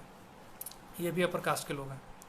सर्वाधिक प्रभावशाली हिंदी अखबार दैनिक भास्कर, प्रसार 2.25 करोड़ का स्वामित्व अग्रवाल का है, वो भी एक बनिया परिवार है। रिलायंस इंडस्ट्रीज लिमिटेड, मालिक मुकेश अंबानी, एक गुजराती बनिया के पास 27 बड़े राष्ट्रीय एवं क्षेत्रीय टीवी चैनलों के इतने शेयर हैं कि लगभग उन चैनलों पर नियंत्रण हो चुका है। 27 बड़े राष्ट्रीय एवं क्षेत्रीय टीवी चैनल, 27। सबसे बड़े राष्ट्रीय टीवी समाचार और मनोरंजन नेटवर्क जी टीवी नेटवर्क के मालिक सुभाष चंद्रा हैं और वह भी एक बनिया है। दक्षिण भारत में जाति का प्रकटीकरण कुछ अलग किस्म का है। उदाहरण के लिए ईनाडू समूह कई समाचार पत्रों सहित दुनिया की सबसे बड़ी फिल्म सिटी और दर्जन भर टीवी चैनलों तथा अन्य संस्थानों का मालिक है। ईनाडू वही कम्मा जाति के लोगों का कंट्रोल है उस पर। तमिलनाडु में मैंने बताया कि मारन परिवार का वही सन टीवी है। और ये बेसिकली मैंने मीडिया का मामला है। ये मीडिया में तो बहुत सारे रिपोर्ट्स भी हैं और मीडिया नैरेटिव एक्चुअली झूठ हो चाहे सच हो। जैसे मैंने बताया आपको कि हिटलर कहा करता था, एक झूठ को 100 बार बोलिए, आप केवल हिंदू मुसलमान की खबर को 100 बार दिखाइए, जनता मान लेगी कि मुसलमान इस देश के दुश्मन हैं। मतलब मुसलमान जो हैं वो इस देश को ख़त्म करना चाहते हैं, या अपना नहीं माने अपना नहीं मानते हैं, या मतलब ये मान लेंगे दूसरे लोग कि वो कम हैं, इन्फीरियर हैं, और जाति प्रथा वर्ण व्यवस्था सब सही है। ये सब कंडीशनिंग है, और मीडिया उसमें एक बहुत बड़ा रोल प्ले करता है। तो ये मीडिया का मामला था। अब आप इस बात को समझिए कि लेजिस्लेटिव का भी जो मामला आता है, जब हमारे लिए कोई पॉलिटिकल रिजर्वेशन नहीं है, हमको दलित समाज के लोगों को जब उनको डिफाइन कर दिया गया कॉन्स्टिट्यूशन में, उनको एकदम एक डेफिनेशन है, सॉरी उनका एक रिप्रेजेंटेशन है, एटलीस्ट उनके लिए उनकी उनको बेसिकली उनके लिए सीटें तय हैं, मार्क्ड हैं, ईयर मार्क्ड हैं, चिन्हित हैं कि ये लोकसभा की कंस्टिट्यूंसी रिजर्व्ड है, उनके लिए कंस्टिट्यूंसी रिजर्व्ड है, उनका पॉलिटिकल रिजर्वेशन है। ओबीसीज का कहीं नहीं है। पॉलिटिकल पार्टीज जैसे कांग्रेस हो, बीजेपी हो, या फिर कोई भी पॉलिटिकल पार्टी हो रीजनल, वो तय करती है कि ओबीसी का अच्छा है, यहाँ जाति के लोग ज़्यादा हैं तो चलो इन्हीं में से किसी एक को देते हैं ताकि ये जीत जाए। और ये सभी जातिवाद को सभी प्रैक्टिस करते हैं और कहते हैं कि भारत एक ऐसा देश है जो संविधान से चलता है, जो मैंने एक विचित्र स्टेटमेंट है। तो आप इस बात को समझिए कि पॉलिटिकल रिजर्वेशन नहीं है, और जब तक पॉलिटिकल रिजर्वेशन नहीं मिलेगा, आप लड़ेंगे तो सब कुछ मिलेगा, लेकिन नहीं लड़ने पे कुछ नहीं मिलेगा, ध्यान रखिए। और पॉलिटिकल रिजर्वेशन नहीं मिलेगा तो आपकी बात इफेक्टिव ढंग से नहीं उठेगी। दूसरी बात, जैसे ब्यूरोक्रेसी है, हमारे अभी मोदी जी ओबीसी समाज के हैं, हमारे प्रधानमंत्री माननीय नरेंद्र मोदी जी, उनके आने तक पता नहीं अभी क्या स्थिति है, मुझे कोई डेटा नहीं मिलता है यहाँ, और क्या स्थिति है मैं नहीं जानता हूँ, लेकिन उनके सेक्रेटरीट में कोई ओबीसी नहीं था। कितने दुर्भाग्य की बात है। 55% आबादी का आदमी वहाँ है ही नहीं। 45% आबादी के वहाँ रिप्रेजेंटेटिव कितने हैं ये मैं नहीं जानता पूरा, लेकिन मैं ये जानता हूँ कि 15% के 85% जरूर वहाँ पर रिप्रेजेंटेटिव हैं। तो ये हालत है। जुडिशरी अब ये बताइए, इतने टैलेंटेड बच्चे आ गए हैं। मैं तो एक तर्क देता हूँ कि जो श्रम कर सकता है वही बेहतर पढ़ भी सकता है, क्योंकि एक चीज़ जानिए, मैंने जो श्रम कर सकता है, जो प्रकृति से जुड़ा हुआ है, जो प्रकृति को समझता है, वो वही अपने मस्तिष्क को, व्यक्तित्व को, सब कुछ को एक्सप्लोर कर सकता है। जो ज़मीन से ही नहीं जुड़ पाए वो किताब से क्या जुड़ेगा। इसलिए मेरा मानना है कि जो अपर कास्ट के लोग जुडिशरी में हैं, जो चम्मच से जिनको कानून सिखाया गया है, खिलाया गया है, वो कभी उस कानून को मानवीय नहीं बना पाएंगे। और जब तक कानून का मानवता से संबंध नहीं होगा, वो कानून नहीं हो सकता है सच्चा। वो एक ऐसा कानून होगा जो माने लोगों की मदद नहीं कर सकता है, वो किताबी कानून होगा। और भारत का जो कानून है वो अमानवीय है कई मामलों में, जो माने विचित्र है। अब आप अपने हिसाब से एक्सप्लोर करिए, आपको दिख जाएगा कि जुडिशरी में रिजर्वेशन आपके लिए कितना ज़रूरी है। वो अगर नहीं मिलता है तो आपके जजेस नहीं होंगे। जब आपके जजेस नहीं होंगे तो आपके इंटरेस्ट को कोई प्रोटेक्ट नहीं कर सकता। मैं आपको एक सीधा एग्जांपल देता हूँ। जो 9 लोगों की बेंच थी, ओबीसी मंडल कमीशन को सुन रही थी, उसमें 8 लोग अपर कास्ट के थे, एक आदमी तमिलनाडु का ओबीसी था। तो आप ये समझिए कि मैंने बेसिकली तो जो मतलब कोई भी जुडिशरी कमेटी भी जो होनी चाहिए, बेंच भी होनी चाहिए, उसमें रिजर्वेशन का पूरा ध्यान होना चाहिए। रिजर्वेशन का मतलब रिप्रेजेंटेशन का ध्यान होना चाहिए कि हर ऑपरेस्ट ग्रुप से लोग होने चाहिए, तभी तो बेहतर जजमेंट आ सकता है। तो हमको जुडिशरी पे बात करनी है। एकेडमिक का मैंने बताया है कि कोई वाइस चांसलर नहीं है। ज़्यादातर जो, अच्छा मैं अमानवीय आपको एग्जांपल देता हूँ, चूँकि मैं एकेडमिक की दुनिया में हूँ और मैं यूनिवर्सिटी में पढ़ा के कॉलेज में वापस आया हूँ। मैं एक तरह से कहूँ तो एक बड़ी जगह, लेकिन मैं आपको बताऊँ, मैं इस बात को समझ चुका हूँ कि नौकरी का कोई मतलब नहीं है। बेसिकली क्या है कि कुछ आप अपना पेट पाल सकते हैं, लेकिन मैं कई साथियों को जानता हूँ, मैं इस माध्यम से वो बुरा नहीं मानेंगे, क्योंकि उन्होंने अपने सम्मान को बेच दिया है भारत के। मैं व्यक्तिगत तौर पे अगर मेरी बेटी को मुझे पढ़ाना हो यहाँ पे, तो मैं भारत के विश्वविद्यालय में नहीं पढ़ाऊँगा, क्योंकि मैं जानता हूँ कि भारत के विश्वविद्यालयों के एकेडमिक्स से मतलब इतना ख़राब है। मैंने भारत के विश्वविद्यालय पढ़ने लायक नहीं है। पढ़ने लायक इसलिए नहीं है कि वहाँ जाति का उत्पीड़न इतना ज़्यादा है, इतना ज़्यादा कास्ट का कंसर्न है कि आप वहाँ जो असिस्टेंट प्रोफेसर होते हैं वो हेड को खुश करने में लगे रहते हैं। हेड इनवेरिएबली अपर कास्ट होता है, डीन अपर कास्ट होता है, वाइस चांसलर अपर कास्ट होता है।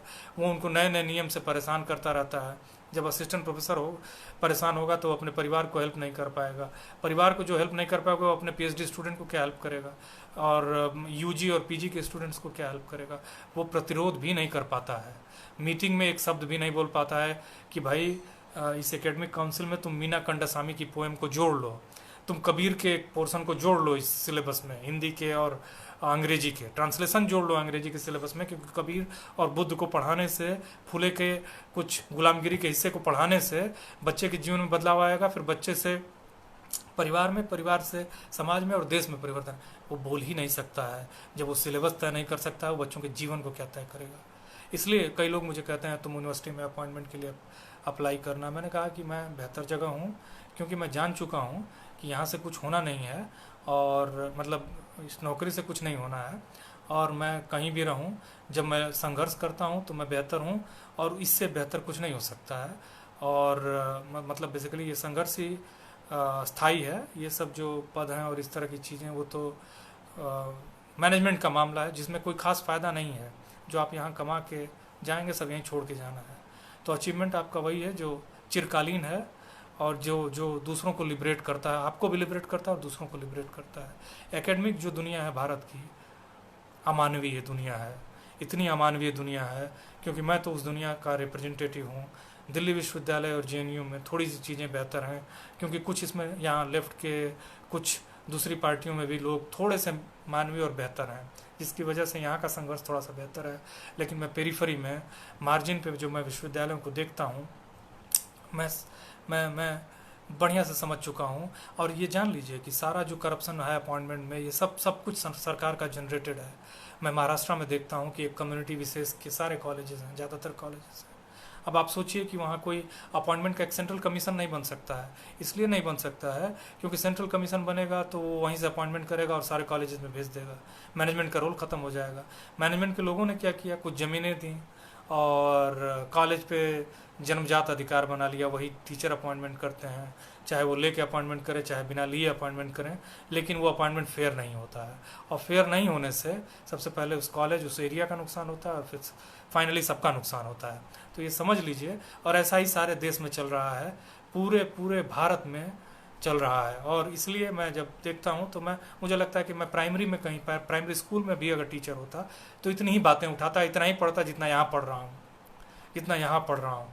इसलिए मुझे कोई खास फर्क नहीं व्यक्तिगत तौर पर पड़ता। और मैं यहाँ पे भी जानता हूँ, दिल्ली में भी, कि कई ऐसे लोग हैं जो मेरी सोच के हैं। इसलिए एकेडमिक्स में तो इतने रिफॉर्म की ज़रूरत है। एक कमीशन होना चाहिए हर राज्य में जो अपॉइंटमेंट करे। लेकिन आप इसमें ये देखिए कि ओबीसी के लोगों का क्या हालत है। ओबीसी के लोगों की मैंने आपको बताया कि ओबीसी के लोग अभी 1 साल पहले तक एक भी एसोसिएट प्रोफेसर और एक प्रोफेसर नहीं था सेंट्रल यूनिवर्सिटीज़ में। ये शर्मनाक ही नहीं, ये मतलब क्या बताया जाए, ये भयावह दुखद है। ये ऐसे भारत बदलेगा नहीं, सड़ जाएगा और खराब तो है ही, मैंने और भी खराब होना है इसको। कुल मिला के मैं दूसरे जो महत्वपूर्ण अवयव हैं उस पर आता हूँ। आपने नज़दीक से, एक्चुअली क्या होता है कि जब आप एग्जिस्ट करते हैं तो आपको हर फील्ड में दिखना चाहिए। आप देखिए कि स्पोर्ट्स में कितने लोग हैं। अब आपको मैं बताता हूँ कि मैं संयोग से मैंने इस बार कुछ बच्चों को पढ़ाया। जो एक बच्चे को मैं कभी स्कूल के बच्चों को मैंने नहीं पढ़ाया था, लेकिन मेरे एक मित्र हैं, उनका बेटा इस बार अंडर 19 इंडियन क्रिकेट टीम में सेलेक्ट हुआ है। उसको मैंने 1 महीने पढ़ाया और मैंने नज़दीक से देखा उसके रहन सहन को, उसके ऊपर होने वाले खर्च को, उसके ऊपर जो मेंटेनेंस का खर्च है, उसका जो शेड्यूल है। एक सामान्य परिवार क्या, एक अति ओबीसी एक अच्छा खासा परिवार भी उस खर्च को नहीं उठा सकता है। आप स्पोर्ट्स में आ ही नहीं सकते हैं जब तक आपके यहाँ इकोनॉमिक समृद्धि ना आए। और इकोनॉमिक समृद्धि आनी है जब आपको हिस्सेदारी मिलेगी, तभी आपके बच्चे संगीतकार बनेंगे, गीतकार बनेंगे, फिल्मकार बनेंगे, कलाकार बनेंगे, स्पोर्ट्स पर्सन बनेंगे। नहीं तो सचिन ही मिलेंगे। और कितने सचिन बीड़ में मर रहे हैं, कितने सचिन औरंगाबाद या मराठवाड़ा में मर रहे हैं, विदर्भ में मर रहे हैं। पूरा भारत प्रतिभाओं से भरा हुआ है, लेकिन प्रतिभा तो कुछ शहरों से चुन के आती हैं और बाकी लोग ऐसे ही मतलब अमानवीय स्थितियों में जी रहे हैं। तो आप इस बात को ध्यान रखिए कि ना ही आप स्पोर्ट्स में आ पाएंगे, मीडिया में आ पाएंगे, ना ही कल्चर में आपका रिप्रेजेंटेशन हो पाएगा ठीक से। कल्चर मतलब साहित्य में ले लीजिए। मुझे नहीं लगता है कि ओबीसी के किसी व्यक्ति को आज तक साहित्य अकेडमी भी मिला है। हो सकता है एक आध दो लोगों को, हाँ चंद्रशेखर कंबार को मिला है, सॉरी क्षमा करिएगा। चंद्रशेखर कंबार कर्नाटक से आते हैं और एक बहुत ही उम्दा कवि हैं, जीवित हैं अभी। और साहित्य अकेडमी उत्तर से तो किसी को नहीं मिला है। मैंने राजेंद्र यादव एक बहुत बड़े लेखक थे, फणीश्वर नाथ रेणु ओबीसी की एक छोटी बिरादरी से आते थे, उनसे बड़ा मैंने उपन्यासकार भारत में नहीं हुआ है, उनको नहीं मिला है साहित्य अकेडमी। अब कारण आप पूछिए और पता करिए, मैं आपको नहीं बताऊंगा। तीसरा, आप देखिए कि राजेंद्र यादव, फणीश्वर नाथ रेणु, एक और नाम मेरे दिमाग में आ रहा था, ऐसे बहुत सारे लोग हैं जो जिनको नहीं मिला है। दलित समाज के लोगों ने तो अपना दलित लिटरेचर फेस्टिवल करना शुरू कर दिया है, वो अपने लोगों को सम्मानित करते हैं। और ये लोग भी एक साजिश के तहत मतलब उनको कुछ थोड़ा सा उनके कुछ लोगों को सम्मानित कर दिया है, लेकिन ओबीसी के लोगों को कुछ नहीं मिला है और ना ही मिलेगा। और साहित्य इतना महत्वपूर्ण है, भाषा आपकी साहित्य बनाती है, साहित्य संस्कृति बनाती है, संस्कृति समाज बनाता है, समाज देश का निर्माण करता है और देश पूरी मानवता को कंट्रीब्यूट करता है। ये संबंध है भाषा का। तो समझिए कि ये ओबीसी समाज अगर भाषा को प्रैक्टिस नहीं कर रहा है तो कितना गूंगा समाज है, साहित्य से कितना मतलब अपंग है, या एक तरह से मतलब जिसका साहित्य ना हो। साहित्य का मतलब कि आपकी बातें, आपका बोलना। साहित्य का मतलब कि आपका बोलना। आप जब लिखते हैं तो उसको दूसरे पढ़ते हैं, आपसे संवाद होता है। जैसे मैं एक निबंध लिखता हूँ या ऐसे लिखता हूँ एक अखबार में, तो भारत के, अगर वो पैन इंडियन अखबार है तो भारत के सारे लोग पढ़ते हैं। तो आप समझिए कि मैं आपसे संवाद कर रहा हूँ। इसका मतलब है कि कोई संवाद ही नहीं है। तो जिस समाज में संवाद नहीं होगा वहाँ विकास नहीं हो सकता है, क्योंकि बातचीत से ही नई नई चीज़ें निकल के आती हैं।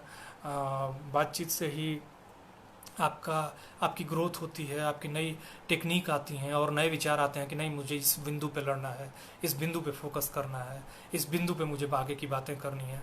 तो आप इस बात को समझिए कि ये कितना दुखद है, कितना पेनफुल है कि आपका साहित्य मतलब आप ना ही कविता लिखते हैं, ना ही आप उपन्यास लिखते हैं, ना ही आप निबंध लिखते हैं, ना ही आप उच्च कोटि का रिसर्च करते हैं, आपके पास बेसिक चीज़ें भी नहीं हैं।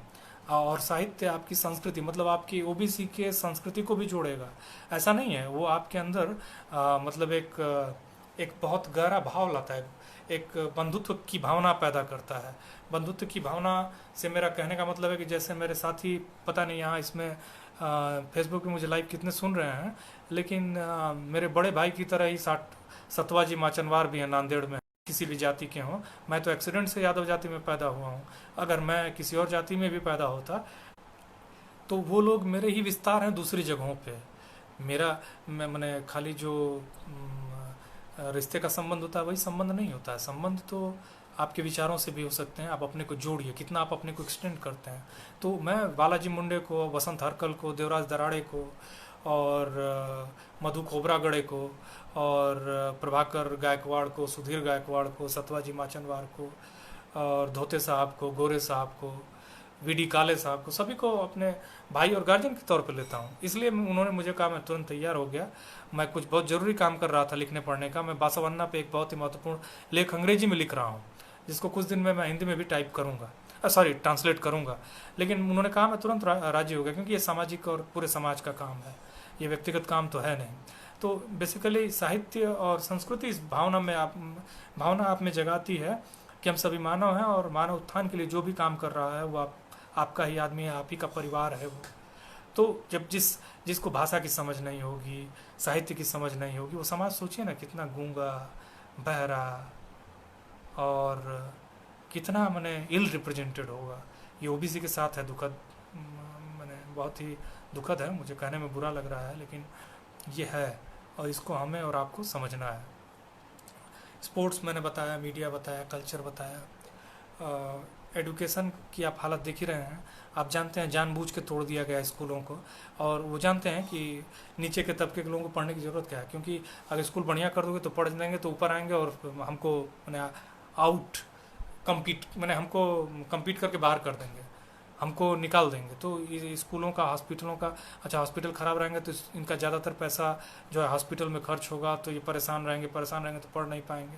ये बहुत बड़ी साजिश है। जब आप, भारत एक वेलफेयर स्टेट है, तो आपको स्कूल और हेल्थ सब कुछ फ्री देना होगा। प्राइवेट हॉस्पिटल्स नहीं होने चाहिए। प्राइवेट हॉस्पिटल्स हैं। अब आप ये पता करिए आप क्या मराठवाड़ा में कि कितने नर्सिंग होम्स किन के हैं, कितने प्राइवेट स्कूल्स, प्राइवेट कॉलेजेस किन के हैं, उससे कितना कौन आमदनी ले रहा है, कौन उससे अपना कम्युनिटी का फ़ायदा कर रहा है। और मैं ये भी बता दूं, किसी भी एक कास्ट या कम्युनिटी की सुपीरियरिटी बहुत ख़तरनाक है, बहुत ही ख़राब है, और बहुत ही मैंने एक कम्युनिटी का एक जो हेजेमनी है ना, वो हर तरह से ख़राब है। आपको अगर इवॉल्व होना है तो सभी के साथ मिल के, अच्छा प्रेम भी तभी रहता है, जातियों का संबंध भी तभी हो सकता है जब आपकी एक, हर जाति की एक ऑटोनॉमी होगी, एक उसकी एक सीमा होगी, और उस सीमा में कोई इंक्रोचमेंट नहीं होगा। और आज नहीं कल जाति टूटनी है, लेकिन भारत ऐसे ही संघर्ष करके घिसट के साथ जाति पर, अगर भारत का जाति पे कोई काम नहीं है, और भारत को शायद इवॉल्व होने में मुझे लगता है कि 500 साल लगें। इसी रेट से अगर करता रहा तो 100 साल से भी ज़्यादा लगेंगे, और जब तक काम नहीं होगा कुछ होना नहीं है। तो इसलिए बेसिकली ये हेल्थ एजुकेशन का मामला था, और ये बेसिक मामले हैं, इनमें अगर काम नहीं होगा तो हम कहीं भी ग्रो नहीं कर पाएंगे। मैं नहीं जानता हूँ कि कितना समय मैं बोल गया, लेकिन बेसिकली बहुत सारी चीज़ें छूट गई हैं। मैं धीरे धीरे बोलता रहूँगा जब भी मुझे समय मिलेगा। आप सब ने मुझे बहुत ही पेशेंस के साथ सुना, और मैं पूरी विनम्रता से आप सभी को धन्यवाद देता हूँ। खास करके मैं धन्यवाद देता हूँ सतवाजी माचनवार सर का, वसंत हरकल का, प्रभाकर गायकवाड़ जी का, सुधीर गायकवाड़ जी का, मधु खोबरागड़े का, बालाजी मुंडे मेरे दोस्त हैं, बालाजी भंडारे पता नहीं देख रहे थे कि नहीं, और भी बाकी मेरे साथी हैं, सारे गार्जियंस भाई और छोटे भाई हैं, सभी को मेरा प्यार और प्रणाम। और हम सभी को मिल के इस पर संघर्ष करना है, क्योंकि ये हमारे जीवन का मामला नहीं है। मैं तो कम से कम मैं इस भारत जैसे देश में तो दोबारा पैदा होकर नहीं आना चाहता हूँ, ये मेरी दिली ख्वाहिश है। अगर ये ऐसा ही रहेगा तो मैं कहीं और पैदा होना चाहता हूँ, जो जहाँ कम से कम जहाँ का समाज लोगों को उनकी पैदाइश से न पहचाने, उनके व्यक्तिगत टैलेंट से पहचाने, उनको डिस्करेज ना करे, उनको इन्फीरियर न समझे। मैं ऐसे समाज में नहीं पैदा होना चाहता हूँ, और मैं आप लोगों के लिए भी चाहता हूँ कि एक ऐसा समाज बने जहाँ सभी बराबर हों, सभी बेहतर हों, और सभी क्रिएटिविटी के लिए काम करें, क्रिएटिव हों, अच्छा करें। और मतलब ज़्यादा से ज़्यादा लोग, आप अपनी स्थिति, अपने राज्य की स्थिति को केरल से ही कंपेयर करके देख लीजिए, आपको पता चल जाएगा कि वहाँ की स्थिति कितनी बेहतर है, कितना वहाँ का समाज ह्यूमन रिसोर्स पर जोर देता है। मैं इन्हीं शब्दों के साथ अपनी बात को ख़त्म करता हूँ, विराम देता हूँ। लेकिन मैं उससे पहले रिक्वेस्ट करूँगा आप लोगों से कि आप लोग इस पेज को लगातार देखते रहिए। एक बहुत ही महत्वपूर्ण संगठन है जो नांदेड़ महाराष्ट्र में काम कर रहा है, भारत में भी पूरे भारत में भी काम कर रहा है। और इसको लाइक करिए, इसमें लगातार लोग आते रहेंगे, उनको सुनते रहिए पेशेंस के साथ, और उनसे सवाल भी करते रहिए। हो सकता है कि मैंने भी बहुत सारे जनरल स्टेटमेंट दिए हों अपनी बातचीत के दौरान, तो आप मुझसे सवाल कर सकते हैं, मैं उनको करेक्ट कर सकता हूँ। कुछ हो सकता है आंकड़ा इधर उधर रहा हो, उसको भी करेक्ट किया जा सकता है, वो कुछ भी फाइनल नहीं है। तो इसलिए ध्यान दीजिए कि इस प्लेटफॉर्म पे डिस्कशन चलते रहेंगे, हमारे पूरे भारत से लोग आते रहेंगे और लगातार आपसे संवाद करते रहेंगे। उनको ध्यानपूर्वक सुनिए। आपके पढ़ने लिखने और आपके खाने पीने से भी ये महत्वपूर्ण है। आपका अपने समूह को लगातार आगे बढ़ाना, अपनी आइडेंटिटी को बचाना, ये बहुत महत्वपूर्ण है। तो मैं अपने शब्दों को यहीं विराम देता हूँ। एक बार फिर जय मंडल, जय हिंद, जय फुले, जय भीम, जय बिरसा, जय फातिमा। नमस्कार साथियों।